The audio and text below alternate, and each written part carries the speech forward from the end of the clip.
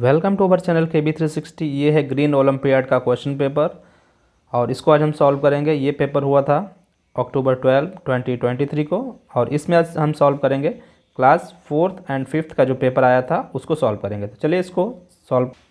यहाँ पर आप देख पा रहे हैं लेवल 1 स्टैंडर्ड 4 एंड 5th। चलिए पहला क्वेश्चन है, biodiversity refers to every living things including plants, bacteria, animals and humans. Which of the following is not a type of biotic component of biodiversity. तो यहाँ पर आपको 4 ऑप्शंस दिए गए हैं, tree, rocks, sunflower and bacteria. इनमें से आपको बताना है बायोटिक कंपोनेंट कौन सा नहीं है। बायोटिक और एबायोटिक आपने पढ़ा होगा। तो ये रॉक्स जो हैं नॉन लिविंग होते हैं, तो ये एबायोटिक होते हैं, बायोटिक नहीं है। तो इसको हम टिक करेंगे, ये हमारा ऑप्शन नहीं है। नेक्स्ट है, animals that can breathe on both land and under water are classified as. तो जो एनिमल्स लैंड में और अंडर वाटर यानी पानी के अंदर भी ब्रीथ कर सकते हैं, सांस ले सकते हैं, उनको क्या बोलते हैं? एम्फीबियंस। पहला ऑप्शन हमारा सही है। Next, name the tree planting festival celebrated by ministry of environment, forest and climate change, government of India in July every year. हर साल जुलाई में एक फेस्टिवल मनाया जाता है गवर्नमेंट ऑफ इंडिया के द्वारा for a week to spread awareness about forest conservation and to save the environment. Environment को सेव करने के लिए और फॉरेस्ट को कंजर्व करने के लिए ये फेस्टिवल मनाया जाता है। तो इसका नाम क्या है आपको बताना है। तो वो है वन महोत्सव। और ये कब मनाया जाता है? जुलाई में, 7 जुलाई को। 7 जुलाई को। नेक्स्ट क्वेश्चन है, from the following options which is the highest direct threat to biodiversity world life. जो पूरे वर्ल्ड वाइड की जो बायोडाइवर्सिटी है उसमें एक सबसे बड़ा खतरा है, वो क्या है? क्लाइमेट चेंज है, हैबिटेट डिस्ट्रक्शन है, इन्वेसिव स्पीसीज है, over exploitation of nature resources. तो ये हो जाएगा D, over exploitation of natural resources. इससे ये सबसे बड़ा खतरा है किसको? बायोडाइवर्सिटी को। नेक्स्ट है, a coral reef is made of thin layer of calcium carbonate. तो कोरल रीफ किसके बने होते हैं? कैल्शियम कार्बोनेट के बने होते हैं। There are about 6000 species of coral reef around the world. पूरे वर्ल्ड में 6000 स्पीसीज हैं। They provide food and habitat for about 25% of the fish. Coral क्या है आपको बताना है। तो कोरल एक फंगस है, प्लांट है, एनिमल है या बैक्टीरियम है। तो ये एनिमल है। नेक्स्ट क्वेश्चन है 6th, waste often called trash, rubbish और junk refers to unwanted material and objects the people have thrown away. True और फॉल्स। तो आपको बताना है ये जो वेस्ट होता है उसको हम कभी ट्रैश बोलते हैं, रबिश बोलते हैं, जंक बोलते हैं या अनवांटेड मटेरियल उसको हम फेंक देते हैं। तो ये सही है या ट्रू है या फॉल्स है? तो ये ट्रू है। Next, what is the most common type of waste generated in household. आपको बताना है किस टाइप का वेस्ट हमारे हाउस होल्ड में होता है। Electronic waste, hazardous waste, plastic waste या ऑर्गेनिक वेस्ट। तो हमारे घर में मोस्टली जो होता है वो ऑर्गेनिक वेस्ट होता है। Next, dash waste consist of glass, metal and high grade plastic. किस तरह का जो वेस्ट होता है वो ग्लास से बना होता है, मेटल से या हाई ग्रेड प्लास्टिक से। तो ये रिसाइकलेबल जो भी वेस्ट होता है वो किसका बना होता है? इन चीज़ों से मिलके बना होता है। तो ये हमारा ऑप्शन ए सही हो जाएगा। नेक्स्ट है, adopting cleanliness routine can lead to good health. आप सभी को पता है क्लीनलीनेस को अगर हम अपनाते हैं तो इससे हमारी हेल्थ पर फ़र्क पड़ता है। We should follow simple dash practices. तो हमें कौन सी प्रैक्टिसेस फॉलो करनी चाहिए? हाइजीन प्रैक्टिसेस फॉलो करनी चाहिए। इससे क्या, these includes regular hand wash, face washing and bathing. तो ये इसमें हाइजीन हमको क्या करना चाहिए? हाइजीन की प्रैक्टिस करनी चाहिए। नेक्स्ट है, compost is a heap of manure. Compost क्या होता है? मैन्योर का एक हीप होता है that is made by decaying vegetation जो भी होते हैं उनको डिके करके बनता है एंड अदर ऑर्गेनिक रेजिड्यूज़, और दूसरे भी ऑर्गेनिक जो रेजिड्यूज़ होते हैं उससे बनता है। Which of the following item is included in the compost. अब आपको बताना है जो कंपोस्ट होता है उसमें इसमें से कौन सा आइटम होता है। रबर होती है क्या? नहीं होती। प्लास्टिक होता है? उसमें नहीं होता है। लीव्स होती हैं, ब्रिक्स नहीं होती हैं। तो इसमें जो लीव्स होती हैं उसका कंपोनेंट है किसका? कंपोस्ट का। नेक्स्ट है 11 question, substance which contaminate air are called air pollutants. आप सभी को पता है जो कंपोनेंट्स क्या करते हैं, सब्सटेंस हमारे एयर को गंदा करते हैं, उसको एयर पॉल्यूटेंट्स बोलते हैं। Out of the following which is a source of air pollution. अब आपको बताना है इनमें से कौन सा ऐसा ऑप्शन है जो एयर पॉल्यूशन का सोर्स है। Factory emissions, power plants, burning of dungs, all of the above. तो सारे के सारे सोर्स हैं। Next, according to the data from the central pollution control board which is the most polluted state in India in 2023 में India में सबसे most polluted state कौन सा है? वो है दिल्ली। नेक्स्ट है 13th question, when air is contaminated, air जब गंदी हो जाती है, दूषित हो जाती है, by unwanted substance which have harmful effect on both the living and non living. और दोनों से क्या होता है, लिविंग और नॉन लिविंग पर बहुत फ़र्क पड़ता है। It is referred to as air pollution, true और फॉल्स। तो इसको एयर पॉल्यूशन बोला जाता है? जी बिल्कुल बोला जाता है, इससे ट्रू है। नेक्स्ट है 14th question, dash is use to gauge air quality, it is function simply to the thermometer with the range of 0 to 500 degree. तो इसको क्या बोलते हैं? तो एयर क्वालिटी के लिए इसका यूज किया जाता है मेज़र करने के लिए। It is functionally similarly to thermometer. और ये बिल्कुल उसी की तरह जैसे थर्मोमीटर से हम टेम्परेचर मेजर करते हैं, ठीक वैसे ही। तो ये क्या है? एयर पॉल्यूशन इंडेक्स होता है, ये पॉल्यूशन स्टैंडर्ड इंडेक्स होता है, या एयर क्वालिटी इंडेक्स होता है। तो ये सी वाला सही है, एयर क्वालिटी इंडेक्स। इसको AQI भी बोलते हैं। नेक्स्ट है 15th question, major constituents of acid rain. Acid rain का में कौन कौन से कंपोनेंट होते हैं major? Carbon dioxide, carbon monoxide, sulphur dioxide and carbon oxide, nitrogen oxide and carbon oxide, nitrogen oxide and sulphur dioxide. तो इसका ऑप्शन लास्ट वाला सही है, nitrogen oxide and sulphur dioxide. 16th question है, which type of energy is most commonly used for electricity generation world wide. जो world wide में पूरे विश्व में इलेक्ट्रिसिटी जनरेट करने के लिए किस टाइप की एनर्जी का यूज किया जाता है? फॉसिल फ्यूल्स का, सोलर एनर्जी का, हाइड्रो इलेक्ट्रिक एनर्जी का, विंड एनर्जी का। तो वो है फॉसिल फ्यूल्स का।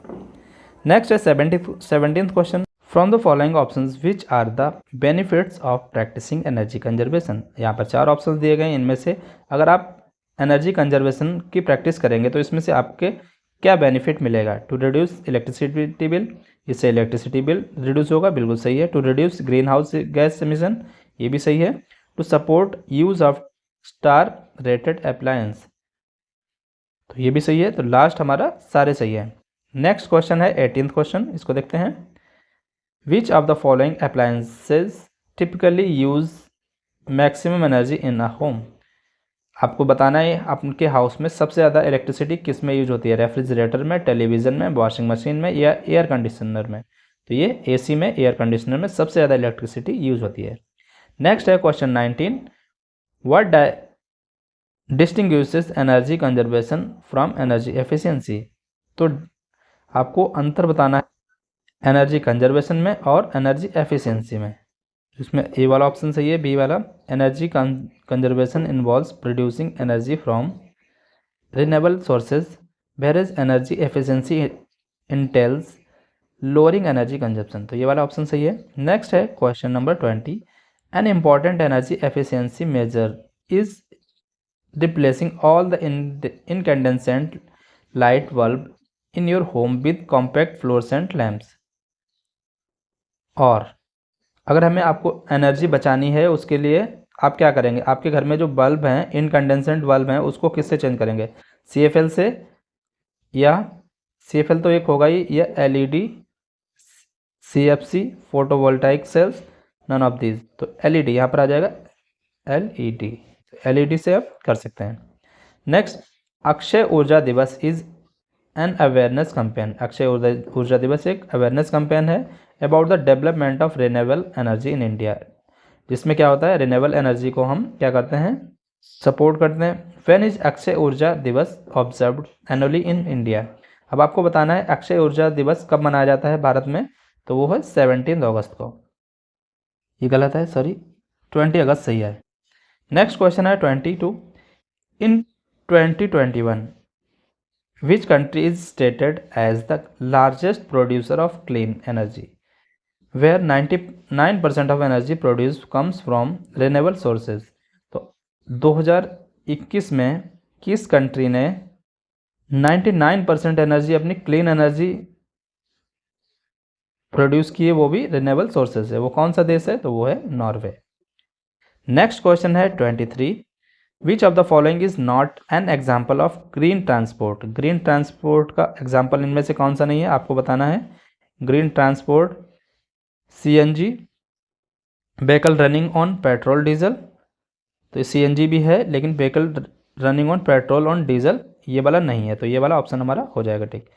ये पर्सनल बाइसिकल, इलेक्ट्रिक व्हीकल्स ये सारे हैं, लेकिन ये वाला नहीं है, तो ऑप्शन हमारा बी सही है। यहाँ ये क्या है, ग्रीन ट्रांसपोर्ट का एग्जाम्पल नहीं है। Next 24, the international solar alliance ISA is an alliance of countries to work for efficient consumption of energy to reduce dependence on fossil fuels. The headquarter of ISA is located in which Indian state? आपको बताना है कि ISA का headquarter India में कहाँ पर है, गोवा में, हरियाणा में, तमिलनाडु में या महाराष्ट्र में? तो वो है हरियाणा में, और हरियाणा में भी अगर आपसे पूछा जाए तो वो कहाँ पर है, तो गुरुग्राम में है। नेक्स्ट है 5th question, biomass can be converted into energy. Biomass जो है उसको एनर्जी में कन्वर्ट किया जाता है थ्रू वेरियस प्रोसेस, बहुत सारी प्रोसेस के द्वारा। Choose the odd one out not linked with this process. आपको बताना है इनमें से कौन सा ऐसा है जो इसमें लिंक नहीं है इस प्रोसेस में।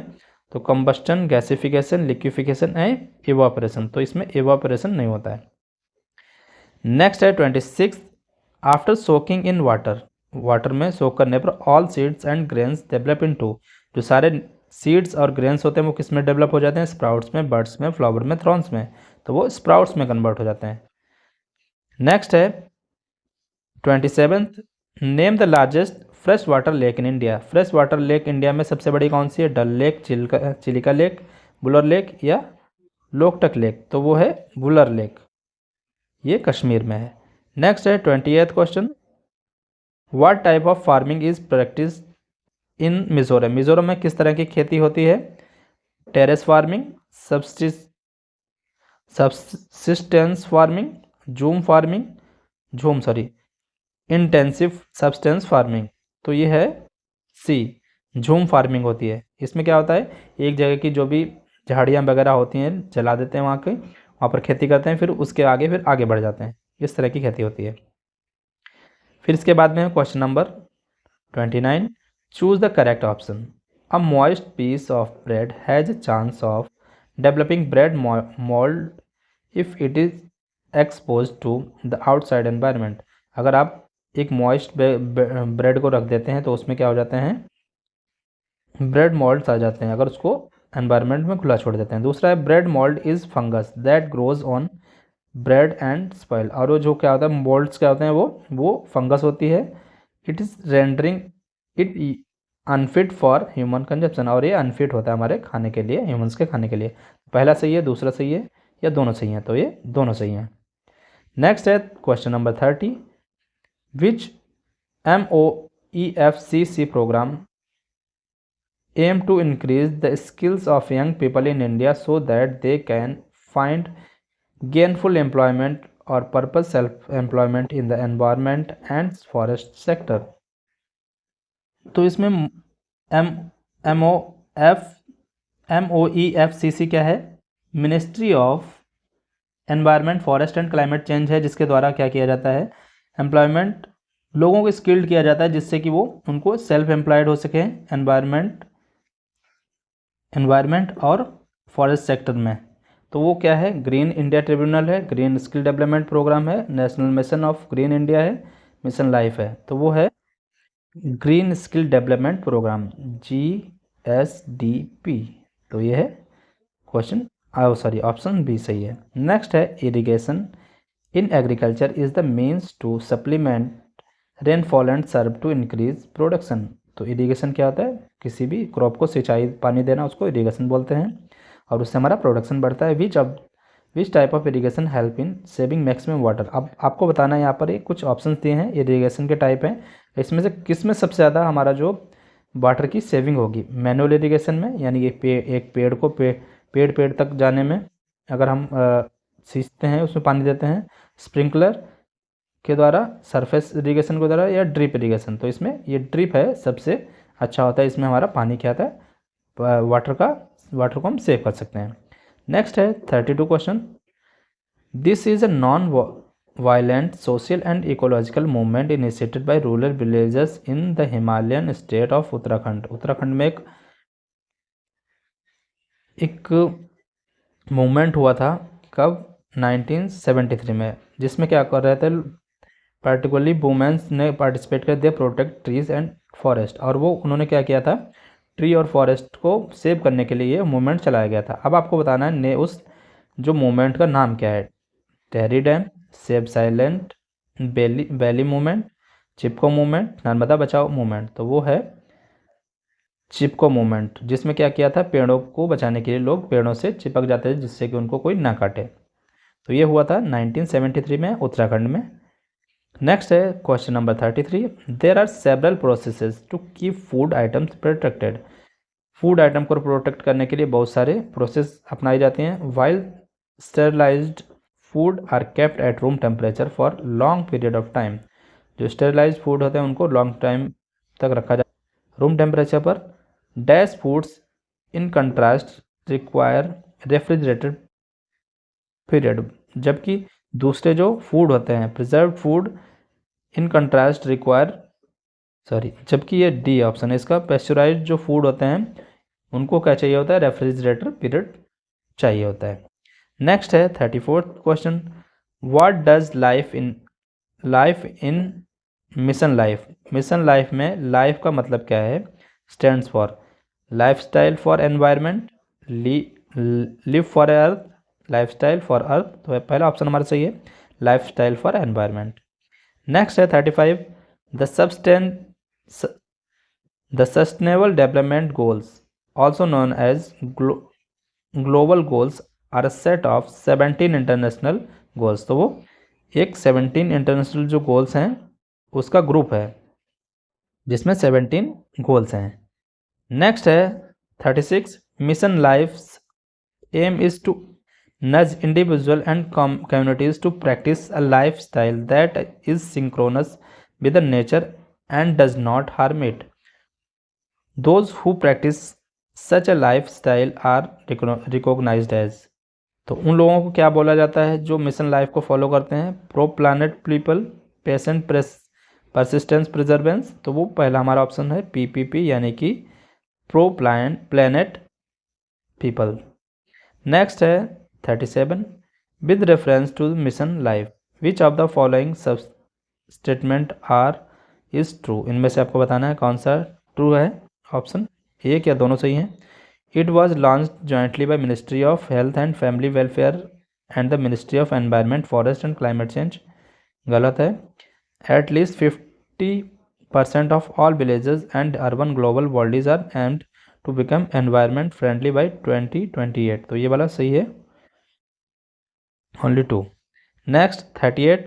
Mission life envisions 3 significant changes. Mission जो लाइफ है उसमें 3 जो सिग्निफिकेंट चेंज के बारे में बात की गई है। How we think about sustainability, which of the following is not one of them. आपको बताना है इनमें से कौन सा है जो इसका पार्ट नहीं है। Change in quality, change in supply, change in demand, change in policy. तो उसका पार्ट ये वाला नहीं है, क्वांटिटी उसका पार्ट नहीं है। चेंज इन सप्लाई है, चेंज इन डिमांड है, चेंज इन पॉलिसी नहीं है। तो ऑप्शन हमारा ए सही है, ये नहीं पार्ट है। नेक्स्ट है 39th question. People who have lived in a forest, जो लोग फॉरेस्ट में रह चुके हैं इंडिया में कम फॉर एटलीस्ट 25 ईयर, 25 साल तक, have a right over the forest land, जो फॉरेस्ट लैंड है उस पर उनका अधिकार है, and crops that are grown there. This is mandated under which of the following act. इसमें ये किस एक्ट के अंदर बताया गया कि जो लोग 25 साल तक किसी फॉरेस्ट लैंड पर रह रहे हैं तो उस पर उनका अधिकार है। तो वो है right to forest act 2007। Next है question number 40। Island refers to the land mass that is completely surrounded by water. तो आपको पता होगा आइलैंड क्या होता है, कोई ऐसी जगह जहाँ पर चारों तरफ से पानी से घिरी होती है उसको आइलैंड बोला जाता है। This island is the world's largest island, और आपको बताना है कि वर्ल्ड का सबसे बड़ा आइलैंड कौन सा है, ग्रीनलैंड, न्यू गियाना, मेडागास्कर या बफिन। तो वो है हमारा ऑप्शन ए, ग्रीनलैंड क्या है, सबसे बड़ा या लार्जेस्ट आइलैंड है। नेक्स्ट है the process of making salt is such that the sea water is collected in shallow beds dugs in the sand from which water is allowed to dry in sun living salt remnants of the ground. ठीक है, तो आपको पता है salt कैसे बनाया जाता है, गड्ढा किया जाता है समुद्र में और वहाँ पर उसका जो पानी होता है वो सूख जाता है और वहाँ पर केवल नमक बचता है। अब आपको बताना है name the historic event held in 1930। 1930 में एक इवेंट, हिस्टोरिक इवेंट हुआ था, that was lead by Mahatma Gandhi. Mahatma Gandhi ने एक उनको लीड किया था against the British empire to mark as a protest against the salt law. Salt law के खिलाफ महात्मा गांधी ने प्रोटेस्ट किया था। अब आपको बताना है वो क्या था, चिप उस मूवमेंट का नाम क्या है, Chipko movement, environment protection act, Dandi march या स्वदेशी मूवमेंट। तो वो था दांडी मार्च। नेक्स्ट है 42 question, a root bridge is a type of bridge form of living plant roots. These are most commonly seen in the north east part of India. Name the state with the maximum occurrence of root bridge. अब root bridge क्या था, सबसे पहले आपको समझना होगा, मान लिया ये रिवर जा रही है, इस तरफ प्लांट है, इस तरफ प्लांट है, और उनके बीच में आपस में क्या होता है कि ये आपस में जुड़ जाते हैं कैसे भी, तो लोग इसका यूज कर सकते हैं इस रिवर को क्रॉस करने के लिए। तो इस तरह टाइप के जो ब्रिज होते हैं उनको क्या बोलते हैं, रूट ब्रिज कहते हैं। ठीक है, और ये इस तरह के रूट हमारे जो रूट ब्रिज हैं कहाँ पाए जाते हैं, नॉर्थ ईस्ट इंडिया में पाए जाते हैं। तो ये कहाँ पाए जाते हैं, मेघालय में, असम में, बिहार में, वेस्ट बंगाल में। तो वो मोस्टली पाए जाते हैं मेघालय में। नेक्स्ट क्वेश्चन है 43 question, who is the current union cabinet minister for environment. Current union cabinet minister कौन है एनवायरनमेंट का, forest and climate change goal. Environment, forest and climate change का जो यूनियन कैबिनेट मिनिस्टर कौन है आपको बताना है, तो वो है श्री भूपेंद्र यादव। नेक्स्ट है 44th question, have you notice puddles around your home और school, how do puddles dry naturally. आपने अपने चारों तरफ क्या देखा, वो सारे छोटे छोटे गड्ढे होते हैं, उनमें पानी भर जाता है। ठीक है, पानी भर जाता है तो वो अपने आप सूख जाता है अपने आप। तो आपको बताना है वो ऐसा क्यों हो जाता है, कंडेंसेशन के कारण, इवेपोरेशन के कारण, मिक्सिंग विद सॉइल के कारण, स्प्रे ऑफ केमिकल्स या केमिकल के स्प्रे करने के कारण। तो वो इसलिए हो जाता है क्योंकि वो इवेपोरेशन के कारण पानी वहाँ का सूख जाता है। सूर्य की जब गर्मी पड़ती है, धूप पड़ती है, तो वहाँ का पानी सूख जाता है, उसको बोलते हैं इवेपोरेशन। नेक्स्ट है 45, इन 2022 विच 3 countries accounted for the majority of carbon dioxide emission. 2022 में 3 कंट्रीज़ ने सबसे ज़्यादा कार्बन डाइऑक्साइड का एमिशन किया, वो कौन कौन सी हैं, चाइना, यूएसए और इंडिया। पहला ऑप्शन सही है। नेक्स्ट है which of the following is major greenhouse gas. आपको बताना है मेजर ग्रीन हाउस गैस कौन सी है, sulphur dioxide, nitrogen, methane, hydrogen. तो इसमें है मीथेन। नेक्स्ट है 47th question, global warming causes land and water to expand because of the heat. Global warming से क्या होता है, उसमें टेम्परेचर बढ़ता रहता है, overall rise of temperature. Which amongst the following is the main reason for global warming. Global warming का सबसे मेन रीज़न क्या है, डिफॉरेस्टेशन, ग्रीन हाउस इफेक्ट है, पॉल्यूशन है, मेल्टिंग ऑफ ग्लेशियर्स है। तो वो क्या है, डिफॉरेस्टेशन है, यानी कि पेड़ों को वो ज़्यादा काटा जा रहा है, ये सबसे बड़ा रीज़न है ग्लोबल वार्मिंग का। नेक्स्ट है forest are lungs of earth. जो फॉरेस्ट हैं हमारे अर्थ के लंग्स हैं, ट्रू और फॉल्स। ये ट्रू है, जो फॉरेस्ट हैं हमारे अर्थ के लंग्स हैं। नेक्स्ट है 49th question, the weather condition such as temperature, rainfall, it is prevailing in an area as a long term pattern is called. तो लॉन्ग टर्म तक बहुत एक जगह की जो टेम्परेचर होता है, रेनफॉल होता है किसी भी एरिया के, वो क्या उसको क्या बोलते हैं, तो उसको बोलते हैं वहाँ की क्लाइमेट। नेक्स्ट हमारा लास्ट क्वेश्चन इस पेपर का है, what is the amount of water vapour present in the air collected. तो हमारे जो एनवायरनमेंट में वाटर वेपर्स प्रेजेंट होती हैं उनको क्या बोला जाता है, उससे ही बारिश भी होती है, तो उसको ह्यूमिडिटी बोलते हैं, सन बोलते हैं, वाटर वेपर्स बोलते हैं, फॉग बोलते हैं, तो उसको बोलते हैं वाटर वेपर्स। तो ये था आज का हमारा लास्ट क्वेश्चन। आई होप आप सभी को पेपर समझ में आ गया होगा। पढ़ते रहिए। मिलते हैं नेक्स्ट वीडियो में। Thank you.